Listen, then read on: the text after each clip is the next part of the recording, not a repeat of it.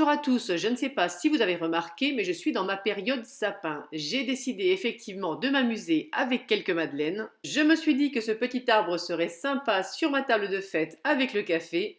Pour mon sapin, j'ai utilisé la recette des madeleines marbrées du chef Cyril Lignac. Alors si le début de la vidéo vous dit quelque chose, c'est normal, je vous les ai mises en ligne il y a quelques jours.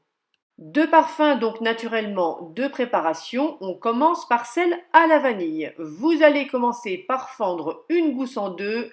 Vous récupérez les graines, vous les mettez dans un bol.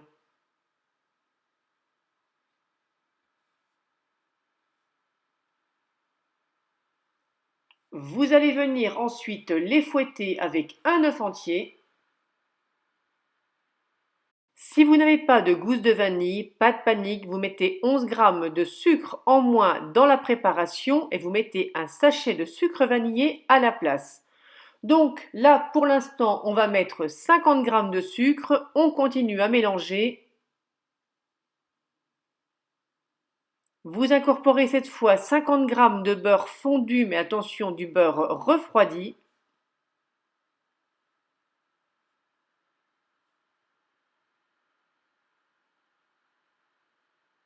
On n'oublie pas une cuillère à café de miel, là j'ai pris du miel d'acacia.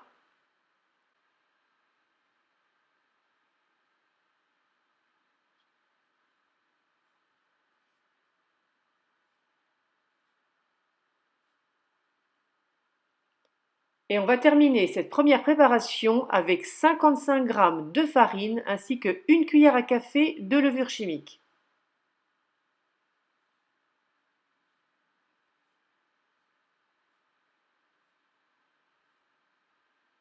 On remue jusqu'à ce que la préparation soit homogène.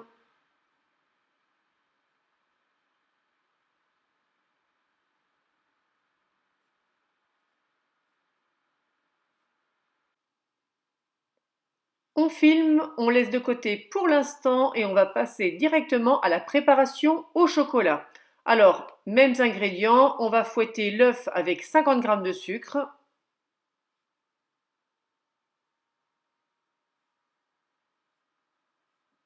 J'ai repris la même cuillère, pas nécessaire de faire de la vaisselle supplémentaire.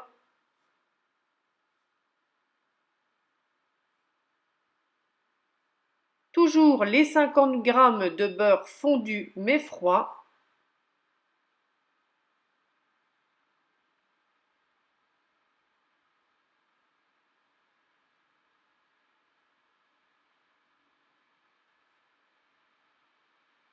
La petite cuillère à café de miel.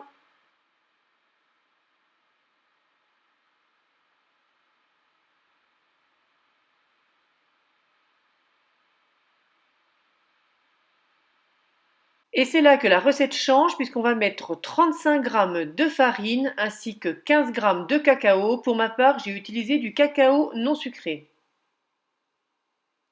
On n'oublie pas la cuillère à café de levure chimique.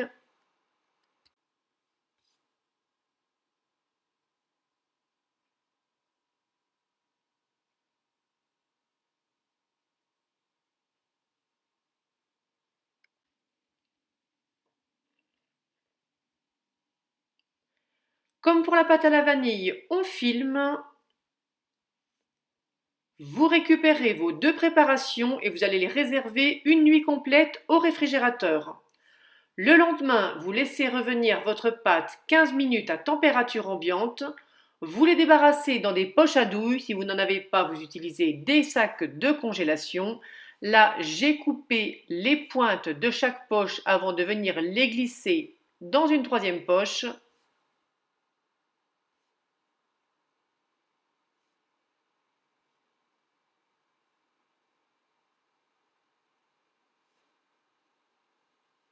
J'ai choisi ce système pour réaliser mes madeleines bicolores. Naturellement, aucune obligation. Vous pouvez tout simplement remplir vos alvéoles, vos emplacements de madeleine à la petite cuillère. Ça le fera tout aussi bien.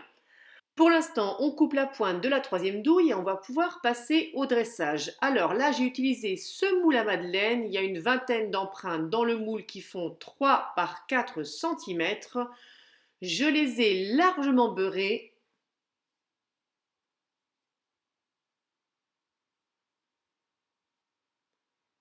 J'ai ensuite fariné mon moule, c'est ce qui était demandé par le chef Lignac. Alors là, sur ce coup-là, j'ai un peu galéré.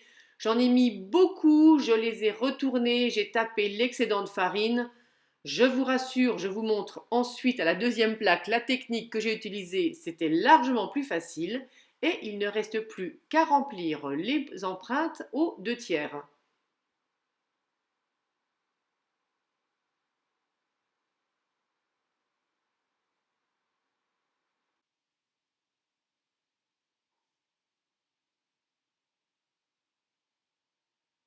Quand vous avez terminé, direction le four 5 à 6 minutes à 175 degrés, j'ai utilisé la chaleur tournante.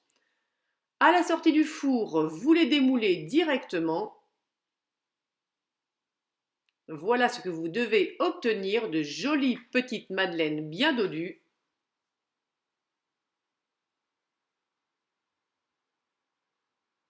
Dans sa recette, le chef Lignac conseille d'essuyer les boules avec du papier absorbant. Là, je me suis rendu compte que ça allait être trop galère, donc j'ai préféré relaver et partir sur une base propre pour ne pas que ça accroche.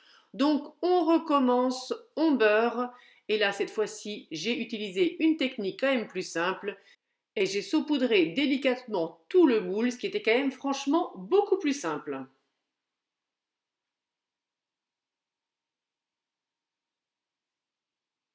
Vous avez compris, on repart avec la pâte, on repart avec le four. Et pour le sapin, il vous faut à peu près entre 60 et 70 petites madeleines. J'ai acheté un cône en polystyrène de 9 cm de diamètre à la base et 20 cm de haut. Je l'ai recouvert de papier aluminium. Pour le pied de mon sapin, j'ai utilisé ce tronc que j'avais réalisé pour mon sapin forêt noire et que je vous ai également mis en ligne il y a quelque temps. Je vous invite à regarder la vidéo pour savoir comment je l'ai réalisé. Je l'ai fixé au cône en polystyrène tout simplement avec un cure-dent et on peut enfin procéder au montage du sapin. Rien de bien compliqué, quelques cure-dents cassés en deux. Naturellement, vous mettez la partie cassée du cure-dent dans le polystyrène et vous venez planter vos petites madeleines. Ce n'est pas plus compliqué que ça. Vous allez faire tout le tour. Vous mettez la partie arrondie de la madeleine vers le bas.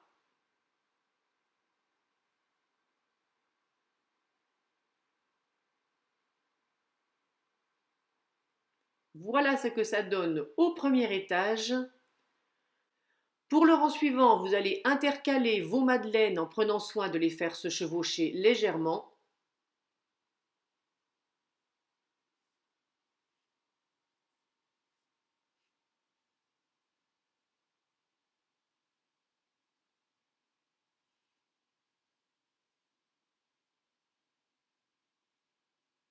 Voilà ce que ça donne au deuxième tour, au quatrième, et vous continuez ainsi sans aucune difficulté jusqu'à être au sommet de votre sapin.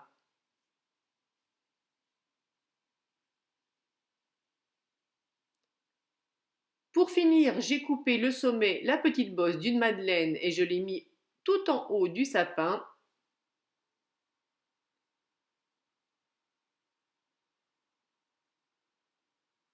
Il ne reste maintenant plus qu'à le décorer.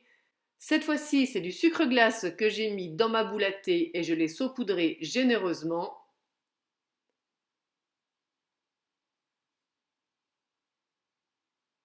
Pour décorer mon sapin, j'ai fait avec ce que j'avais à la maison. J'ai mis un flocon de neige pailleté au sommet et ensuite j'ai utilisé des petites boules décoratives. Alors certes, elles ne sont pas comestibles. Si vous préférez utiliser des petits bonbons genre dragibus, mais nous, comme c'est pour une consommation familiale, il n'y avait aucun souci. Voilà mes loulous, j'espère que cette nouvelle vidéo, cette nouvelle recette de Noël vous aura plu. Merci de l'avoir visionnée. Je vous fais de gros bisous à tous et je vous dis à très vite pour une prochaine recette gourmande.